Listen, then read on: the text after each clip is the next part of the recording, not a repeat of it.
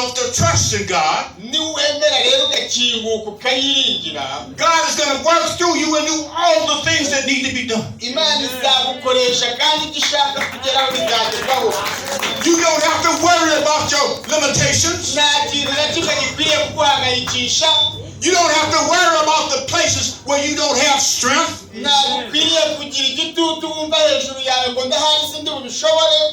All you have to do is walk into the situation, open your mouth, and God will do the work. That's what you're being prepared for. So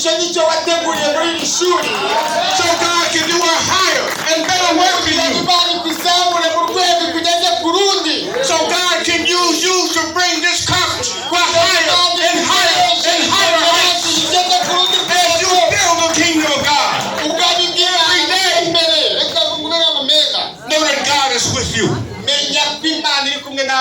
God will not leave you. But you've got to be obedient.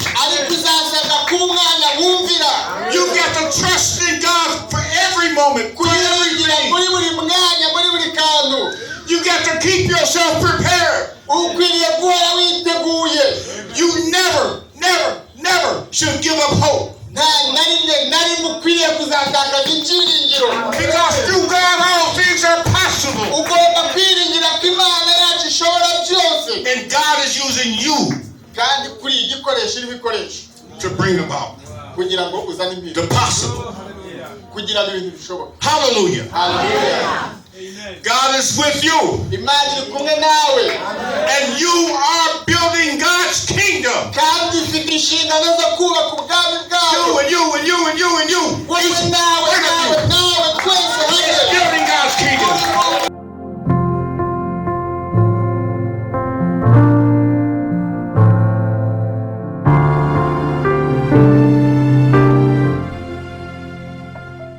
Reka dusenge Imana. Uwiteka Mana yacu kandi Imana ikomeye, Imana iri kumwe natwe muri iteraniro, Imana yaduhaye umugisha ikaduhereza inshuti, Imana yaduhaye umugisha ikaduhereza ishuri, Imana yaduhaye umugisha ikaduha agakiza kayo. Muri iki gitondo ubwoko bwawe turagandagaje, turi imbere y'ubwiza bwawe, turakuraritse kugira ngo uzubane natwe. Ijambo ryawe ryabihamya neza rivuga ko ababiri cyangwa batatu bazabateraniye hamwe mu izina ryawe uzaba uri hagati yabo. Turizera tudashidikanya kuri muri iteraniro. Reka umwuka wera ganze, reka umwuka wera manuke, reka umwuka wera akora ibitangaza. Ndahagarika igisa n'ikibi cyose mu izina rya Yesu. Imbaraga z'umwijima ndazitesha agaciro mu izina rya Yesu. Imbaraga z'umubi turaziheje mu izina rya Yesu. Turaritse umwuka wera kubana natwe. Mana, ijambo ryawe wavuze ubwo woherezaga abakozi bawe mu murimo, waravuze ngo icyakora muzahabwa imbaraga umwuka wera n'abamanukira, kandi muzabagaho kumamya Yerusalemu, Yudaya, Isamariya no ku mpera y'isi.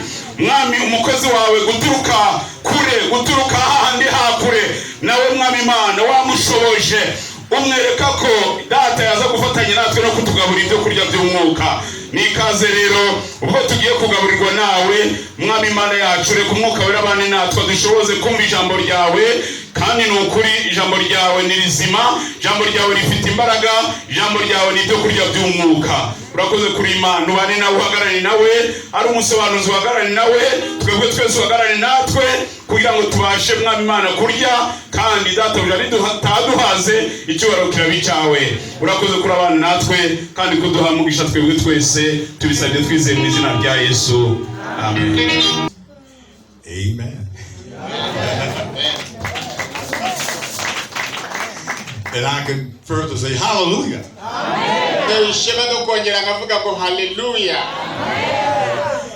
This is such a great moment. So I'm going to read these remarks, because if I don't read them and I get extemporaneous and I forget my place, and I have to come back and I get all confused. So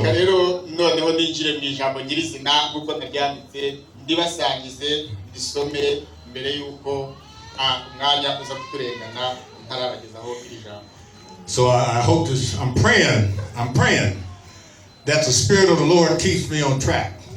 ndeho rero ndasenga ngo umwuka w'Imana anshoboze kuguma mu murongo. Because when I'm talking, I'm prone to wander, and sometimes it's hard to find the way back. Ndagira ngo umwuka anshoboze kuza kubigendanamo namwe neza. So we'll prayerfully give this message to you, and I would invite you to be in prayer with me. Ndagira ngo rero nanone mukomeze gusengana nanjye kugira ngo dusangire umwuka nzaba ndimo ngume mu murongo. Sengane nanjye ubutumwa bubagereho neza. Precious and loving God, you have brought us to this place and to this time. We thank you for your grace and your mercy and for the blessings that you have shown through the past 3 years. As the school was envisioned, as funds were sought and secured, and as students were invited and admitted, and as the class proceeded, and as we are now at this point of graduation, we give you thanks, oh God, that you have been with us all the way through, from the beginning to this point. And we thank you also, God, that you will never leave us. And we have that promise that, lo, you will be with us always till the end of the ages. So we give you thanks, oh God, for being with us. We give you thanks for our graduates. We give you thanks for our administrators. We give you thanks for our bishop. And we give you thanks, oh God, for Jesus Christ, the Lord of our lives, and the Holy Spirit that guides us and invigorates us and fills us every morning. So we give you thanks and praise, oh God. Let your word speak today and fall somewhere on someone that's a blessing. Speak now. And we are listening. We give you thanks in the holy name of Jesus. Amen.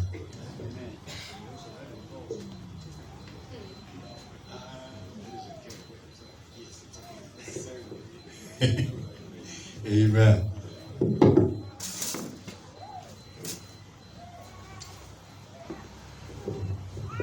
Amen. Okay.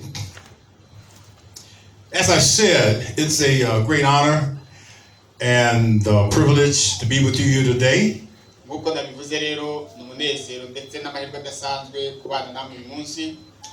And our gathering here today is the fruit of many days, months, and years of hard work, perseverance, and faithfulness.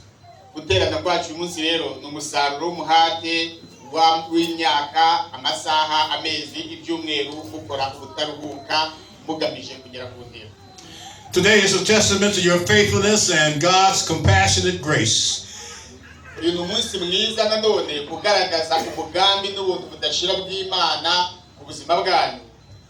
I know, and you know, that the challenges were many. You had to raise funds. You had to meet government regulations for building codes. mu ntangiriro imbogamizi ntizari nkeya, hari hakenewe ubushobozi bw'amafaranga, hari hakenewe uburyo bwatuma inyubako ndetse n'ishuri rigaragara ryujuje ibyangombwa byasabwaga n'inzego zibishinzwe. You had to get the school certified and authorized to conduct classes. Ishuri ndetse n'inyubako byagombaga guhabwa uburenganzira ko byemewe kuba byakwigirwamo. You had to find instructors who would meet the qualifications of the persons that oversee and certify schools. Ishuri ryagombaga gukora urugendo rwo kubona abigisha bafite ubushobozi n'ubumenyi. And you had to get students, and you had to invite them. And I understand that sometimes there were challenges, and because you had travel, you had to find a place to lodge everybody, you had to feed everybody, and those challenges were all met. Izo mbogamizi rero ziyongeraho kubona abanyeshuri aho bazaba uko bazabaho, ubwo buryo bwose bw'ingendo ni imbogamizi mwahanganaga nazo. And I know that there were many other challenges that I haven't mentioned, but you persevered. The administrators, the leaders, and the students. You persevered. Hari imbogamizi rero nyinshi ntabirondora no kwihangana n'umuhate mwagize, uburyo mwakoranye n'ubuyobozi nazo n'izindi mbogamizi mwagiye muhura nazo kandi byose mukabyihangana. You remained steadfast, and I'm sure that your families also stood with you. So together, we're at this point of graduation, a great celebration.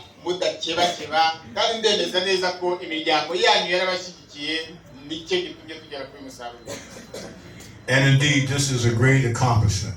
kandi ndababwiza ukuri iyi ni intego ikomeye mu gihe.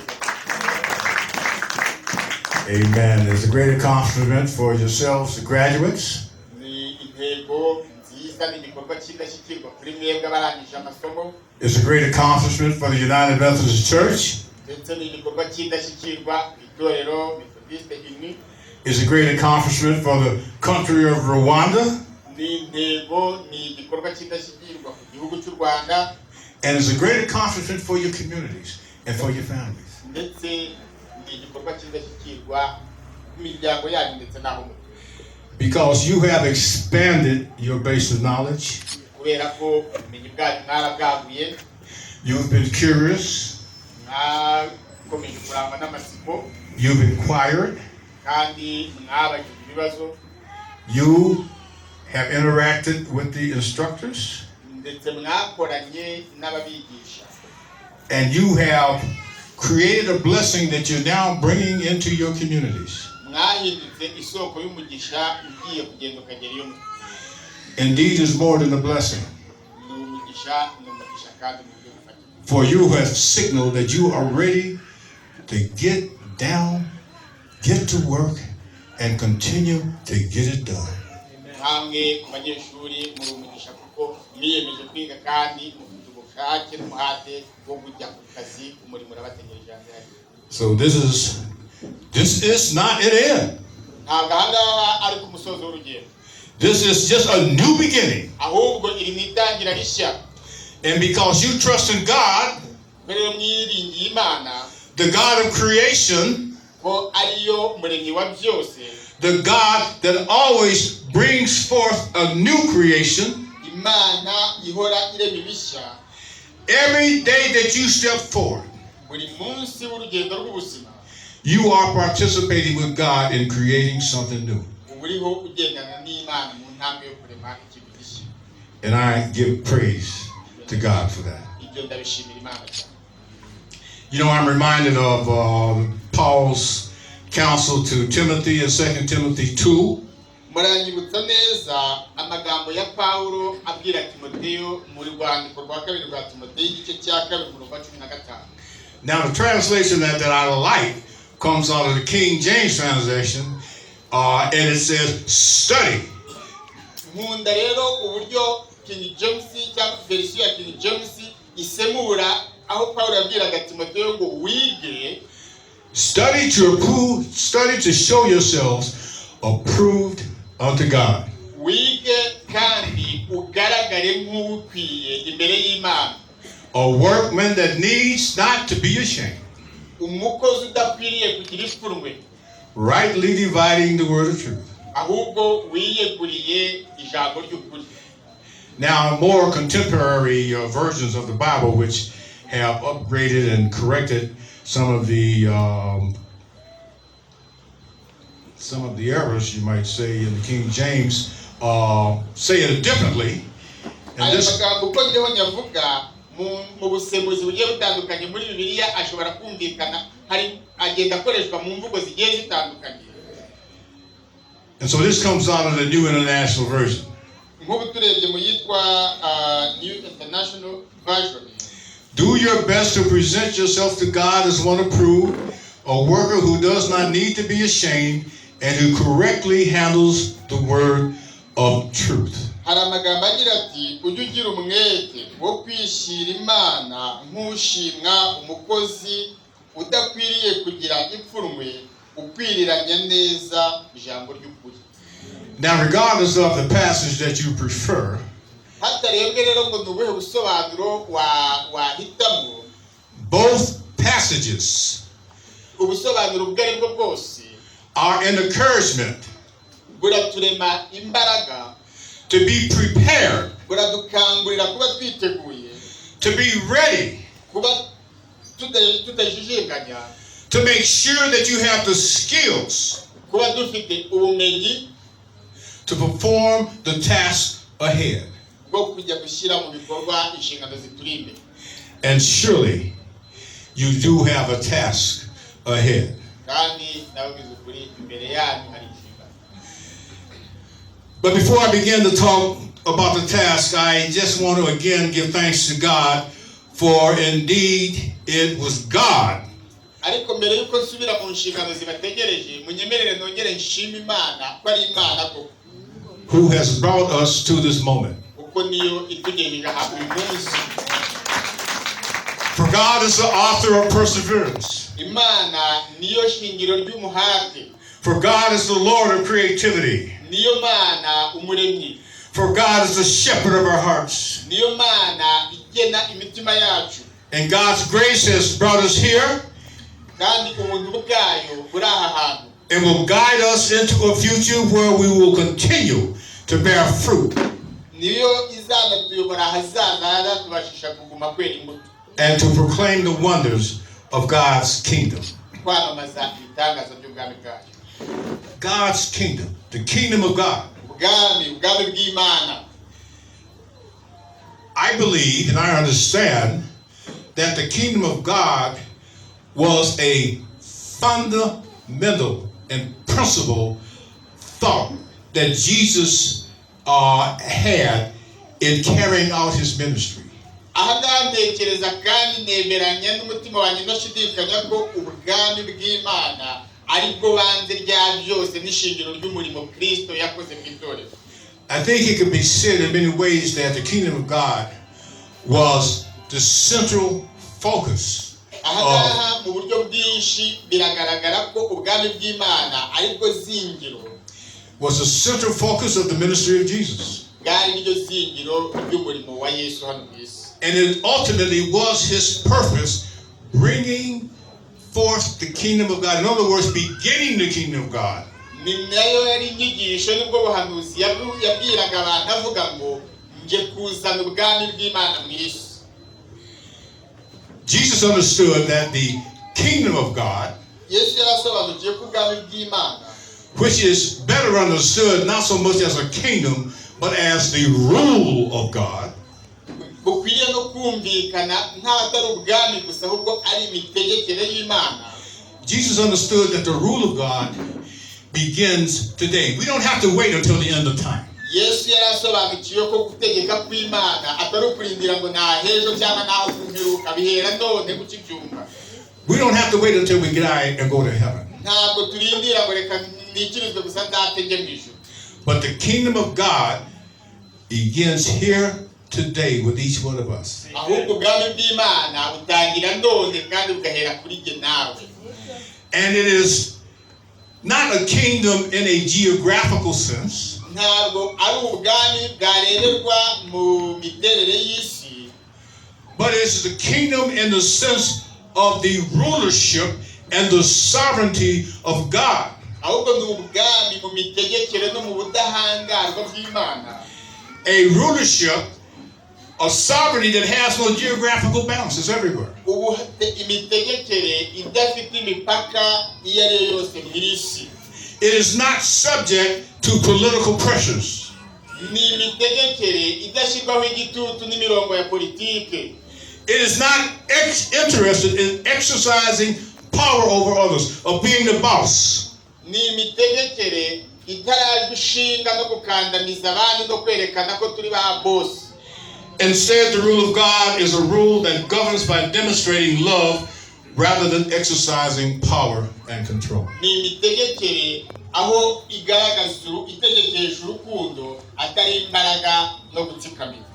It's a rule that shares power and enables those who trust to overcome the challenges and obstacles of Ni life. imitegekere irema umutima kandi igashyigikira abiyemeje bakiringira ko bashobora kurenga imbogamizi ziri imbere yabo. I understand, and I'm sure you do too, that it's the task of all believers Ndabizi neza ko ibi musobanukiye ko ari inshingano z'abizera bose to participate in the building of God's kingdom. kugira uruhare mu kubaka ubwami bw'Imana. It's our principal task. Ni inshingano yacu y'ingenzi. Yes, we want people to go to heaven when they die. Yego nibyo dushaka ko abantu nibapfa bazajya mu ijuru. Yes, we want people to participate in eternal life.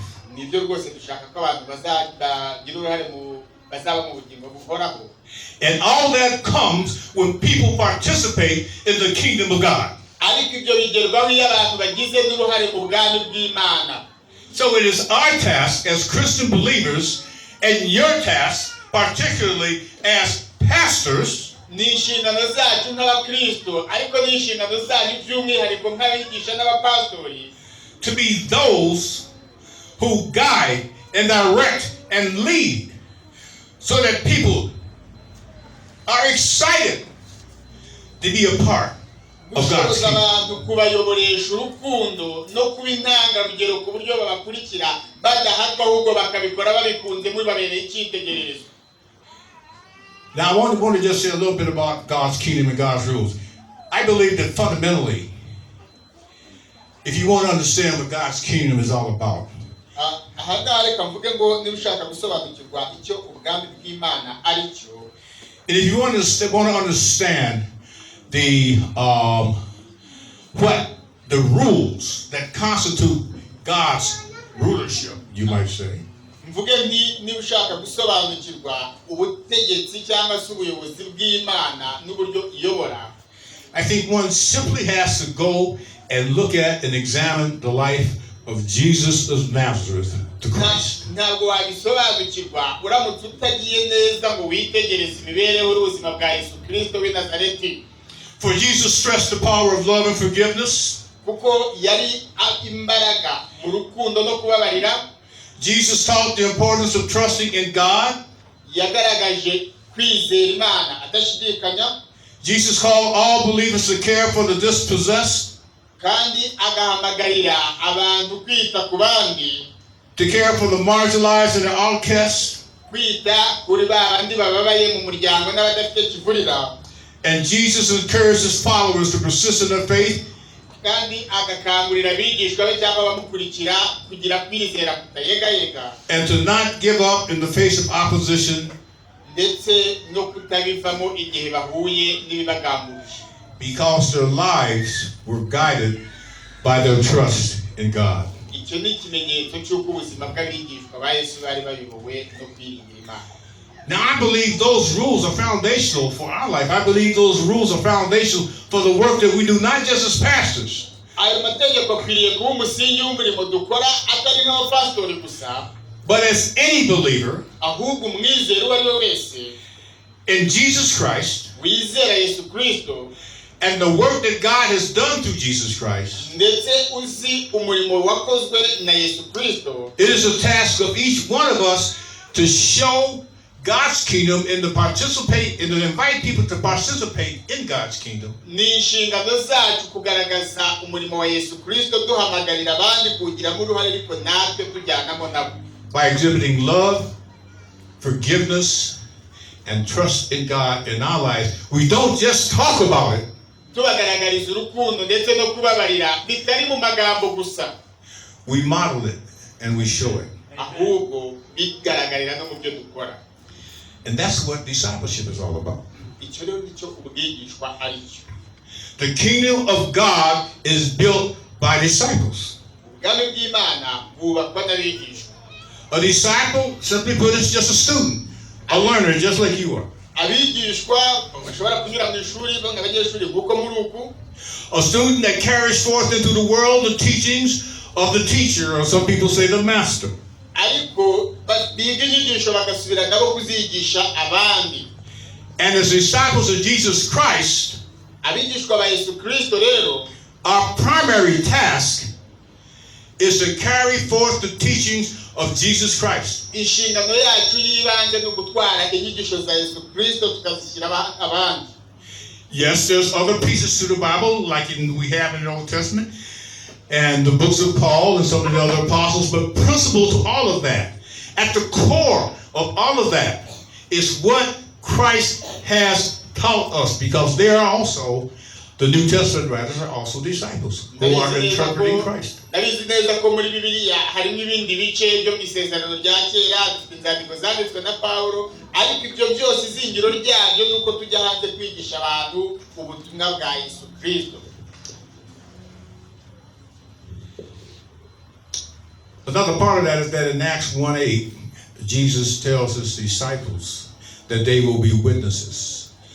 Ikindi gice cyabyo ni igitabo cy'ibyakozwe n'umwigice cya 8 aho Yesu yabwiye abigishwa be ngo ariko muzaba abagabo bo kumpamya.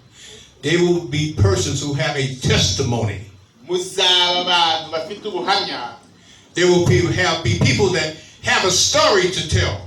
Mbese ni abantu bazaba bafite inkuru yo kubara. And so our task as disciples Inshingano zacu rero nk'abigishwa is not just to teach ntabwo ari ukwigisha gusa what Jesus has taught us, ibyo Yesu yakwigishije, but to be witnesses of the glory and power of God in our lives, ahubwo no kuba abahamya b'icyubahiro n'imbaraga z'Imana mu buzima bwacu, and of how we have seen God work in the lives of others. ndetse n'uko twagiye tubona Imana ihindura ubuzima bw'abandi.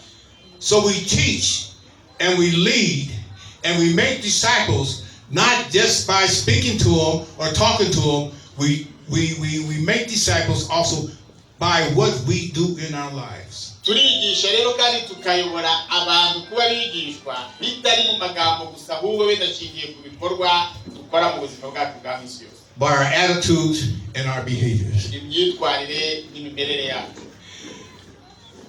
Now, as I talk to you today, I think I don't have to tell you, we all know that we're in the midst of change. We're in a changing world. Si ibintu ntekereza ko nakwirirwa mbibabwira, twese turabona ko isi turimo yahindutse. We all live in changing societies. Turi mu miryango yahindutse imiterere yayo. We all live in places where the new is challenging the old. Turi mu yihe aho ibishya biza kumira ibya kera. We have new ideas, Hari imitekerereze mishya yaduka, new thoughts, hari ibitekerezo abantu batukana, and even new beliefs. ndetse n'indi myizerere iraduka. They are being introduced every day. Buri munsi biravuka. And certainly Christianity was a new belief that was introduced to Rwanda and the rest of Africa by Christian missionaries. Turabizi ko ubukirisito bwageze mu Rwanda buturutse imahanga mu myaka ya kera buzanwa n'abamisiyoneri bera. And that caused a tension between what people believe traditionally and the new beliefs that Christianity brought. Ubukristo rero ubwo bwisanze mu makimbirane n'imyizerere gakondo yari icyo gihe. And that tension still remains. Kandi ntabwo byashize na bugingo n'ubu birahari. And we are called to be disciples of Jesus Christ Twahamagariwe rero kuba abigishwa ba Yesu Kristo in the midst of a struggle between the old and the new. Rwagati mu ihangana ry'imyizerere mishya n'iyari isanzweho. And how we witness to Christ in the midst of change is a challenge for pastors. Ntabwo ari ikintu rero cyoroheye abapasitori kwigisha iyi myizerere mu isi ihindagurika buri munsi. It's a challenge for congregations. Ndetse ni n'imbogamizi bakirisitu. Particularly in countries like Rwanda, the effects of Western influence with globalization and different kinds of technology are having a significant impact on the society. Nk'igihugu nk'u Rwanda gikataza mu iterambere ndetse n'ikoranabuhanga, nzi neza ko imico myinshi n'ibituruka imahanga bitabura kuza nanone nk'indi mbogamizi ku gihugu. And while we must admit that Western influences have brought some benefits, Ntabwo twakamira mu gitoze ibiza byose biturutse imahanga, harimo ibyiza biza bifite umumaro. there have been some gains. Hari ibiza bikagira inyungu runaka. There has also though been some elements that have served to undermine the well-being of people in Rwanda. Hari ariko n'ibindi nanone biza bisa naho bije kuganza imiterere karemano cyangwa se imibereho yari isanzwe y'abaturage cyangwa se y'abaturage. Not only are Rwanda people faced with faced with the question of should I embrace my traditional values and ignore some of these new things that the Western thought is bringing, or should I embrace Western thought and ignore my traditional values? And that's a concern many people have. Ni ikintu abantu usanga bibaza, ese ndafata ibihendeka ibihe ndaguma ku byanjye gakondo cyangwa ndakira ibindi bishya bije biturutse hanze. Technological change and demands on agriculture to have export crops has reduced the ability of many families on farms to feed themselves and to have a living, and many people have moved into the city seeking jobs, and often there are no jobs to be found. ikoranabuhanga imihindagurikire y'ibihe imisaruro ibintu biva mu gihugu bijya mu mahanga uburyo ubuzima bugenda buhenda abantu bakava mu bice by'ibyaro bajya mu mijyi gushaka akazi. So changes in life brought about by Western thought has resulted in some prosperity for some, but in poverty for so many others. none ugasanga izo mpinduka izituruka imahanga iyo ngiyo zizana impinduka nyinshi mu buzima tubayemo, bamwe bagakira abandi bagakena. And then we have a concern that's not just specific to Rwanda, but for everywhere, is that as people get more successful, as people become more knowledgeable in science and technology, they tend to believe more and more that they don't need God. noneho uko iterambere rigenda riza aho si no ku Rwanda gusa no kuri za sosiyete zose abantu baratera imbere mu bumenyi, baragira imibereho myiza kurushaho, baratera imbere muri siyanse, bagahindukira bakabihindura ikigirwamana ntibongere kwizera ko Imana ibaho. How do you bring the gospel of Jesus Christ? How do you make disciples of people who don't believe that they need God? niba ufite abantu nk'abo ngabo uzabahindura abigishwa gute batanizera ko Imana iriho? Yet people do need God. ariko nanone abantu bakeneye Imana. I think the challenge before pastors certainly and also members of churches is how do we witness to Christ? How do we make disciples in a society that may be increasingly moving away from God because of scientific advances, because of financial success, or even because people are so poor that they can't see where God is doing anything of good in their lives. aha rero umukirisito umupasitori mwigisha wa Yesu Kristo ufite umukoro wo kwibaza ngo ni gute nzazana Imana mu buzima bw'uyu muntu, aha rero akenera atinda harayiryango Imana cyangwa yarakize cyane ari gatera imbere usanga nta Mana ibaho, ariko nge nzi ko akikeneye none nzabigenda nte ngo nimugeze. How do we minister? How do we make disciples uwo muri muzawukora ute wo muzabikoresha in that setting? muri iyo mibereho muri ubwo buzima bwubatse butyo? I'm reminded of what Paul said to the Corinthians in 1 Corinthians chapter 9, verses 19 through 23. He said, you know, although I'm free, I have made myself a slave to everyone in order to bring many persons as possible to the Christian faith. ahangaha niho nibukira ibyo Pawulo abwiye abikorinto mu Bakorinto ba mbere 9:19-23 aravuga ngo nubwo ndi umudendezo ariko nahindutse imbata ya benshi kugira ngo ndebe ko nazana bose kuri Kristo. So to Jews, Paul became a Jew. Of course, he was a Jew. ku bayuda ngo muyuda nibyo ariko n'ubundi yari umuyuda. To Gentiles, Paul became as a Gentile. ariko ku banyamahanga mpinduka umunyamahanga. To the weak, Paul became as one who was weak. Pawulo mu banyantege nke yihinduraga umunyantege nke. And he said that I have become all things to all people, that by all possible means I may save some. ngo nemeye guhinduka nka bose mu buryo bwose kugira ngo ndebe ko hari abo narokora. But what I believe Paul is simply saying icyo ntekereza ko Pawulo ariho avuga aha ngaha is that if I have an encounter with another person that I want to bring in Christ, first of all, I have to respect who they are. ni ukuvuga ngo nindamuka mpuye n'umuntu runaka nshaka kuzanira Kristo, ikintu cya mbere mbanza gukora ni ukumwubahira uwo ari we. Respecting who a person is means I got to respect their beliefs. guha agaciro umuntu runaka ntabwo bisobanuye ko ugiye kwizera ibyo yizera. I got to respect their traditions. ahubwo ni ukuvuga ngo ndemera mpaye agaciro uburiwe n'imigenzo yawe. I have to respect how they view the world. ndubaha uko nawe isi ikugaragarira. It doesn't matter whether I agree with them or not. niyo naba ntemeranywa nawe, I must respect them. ahubwo nabikubahira. Because a disrespected people won't, or a disrespected person will not listen to you. kubera ko umuntu numwereka ko umutesheje agaciro nawe ntazagutega amatwi.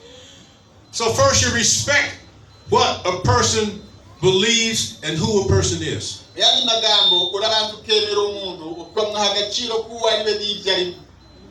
I was taught that as I did work as a chaplain in Detroit. I learned that I would encounter people who had beliefs that I really thought didn't make any sense. Yigeze koherezwa mu itorero ahantu hitwa Detroit, aho yatekerezaga ko abantu baho bafite imyizerere imeze nk'ubusazi. My task was not to challenge their belief or try to give them a new belief, but to honor and respect their belief first. Ntabwo rero icyambere yakoze akigerayo ari ukuya guca imanza no gusenyagura ibyo bizera, ahubwo yarabakiriye aha agaciro ibyo bibereyemo. To listen maybe so I can understand why they believe what they believe. No gufata umwanya wo gusobanukirwa neza impamvu imyizerere yabo yubatse muri ubwo buryo. And then I could offer them an alternative. Ibyo nibyo byabaye irego yo kubabwira ngo none se ibi byo mwabigerageje. And explain why I believe the alternative was a good way. No kubasobanurira ngo icyo bizera ngibi kandi dore ibyo nshingiraho mbona ko kuko ari iby'ukuri bikwiriye kwizera. So what I believe Paul is saying is that when you encounter people and you're trying to make disciples and they're holding on to traditional beliefs and traditional values, and you listen to them and you hear them and you honor them. Aha rero icyo Paulo yavugaga ni ukuvuga ngo niugira abantu bashya uhura nabo bafite ibyo bizera bafite ibyo bemera wigenzwa no kubisenya ubwo bantu batega amatwi umenye impamvu ari n'ibyo babaho. When you encounter people who have done so well that they don't need God, you listen to them and you hear them. Nuhura n'abantu bakize bakabihindura ibigirwamana bantu batega amatwi wumve impamvu shingiro y'ibintu byabo. And then you offer them an alternative way. Now I have to say that's why you're here in school. That's why you study theology in the Bible.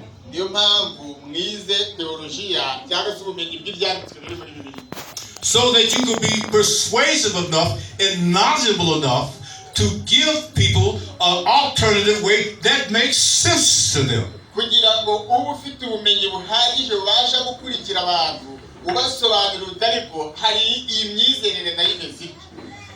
So you just don't go back to your communities and to your homes and to the places where you do ministry being happy that you've got your certificate and you think I've done it all. Ntabwo rero uyari umunsi wo gutaha ugenda ujye mu cyaro ujye gusenyagura byose ubwire ngo ntacyo mwaza mumbwira mfite certificate narabirangije.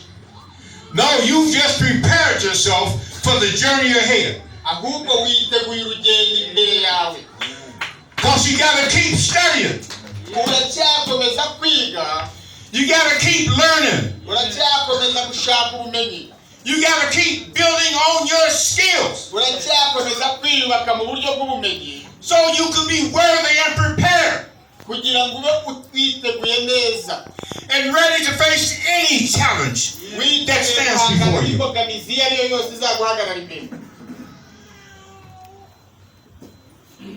When God is with you, or at least I should say, when you remember that God is with you, because God is always with you. You are an instrument of God. You are a vehicle of God. And if you can allow yourself to trust in God, God is going to work through you and do all the things that need to be done. You don't have to worry about your limitations. You don't have to worry about the places where you don't have strength.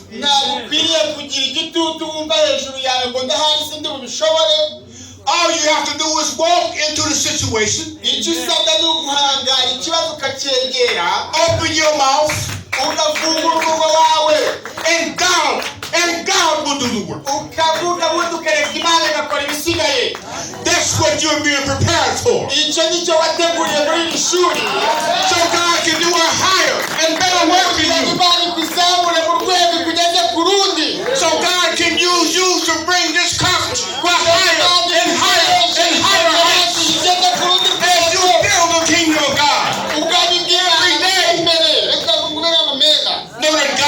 with you. menya ko Imana iri kumwe nawe. God will not leave you. Imana ntabwo izagusiga. But you've got to be obedient. Ariko uzasabwa kuba umwana wumvira. You've got to trust in God for every moment, for everything. Muri buri mwanya, muri buri kantu. You got to keep yourself prepared. Ukwiriye guhora witeguye. You never should give up hope. Nari mukwiriye kuzatakaza ibyiringiro. Because through God all things are possible. Ugomba kwiringira ko Imana yacu ishobora byose. And God is using you Kandi kuri igikoresho ibikoresho to bring about kugira ngo uzane impinduka. the possible. Kugira ngo ibintu bishoboke. Hallelujah. Hallelujah. God is with you. Imana iri kumwe nawe. And you are building God's kingdom. Kandi ufite inshingano zo kubaka ubwami bwawe. You and you and you and you and you. Wowe nawe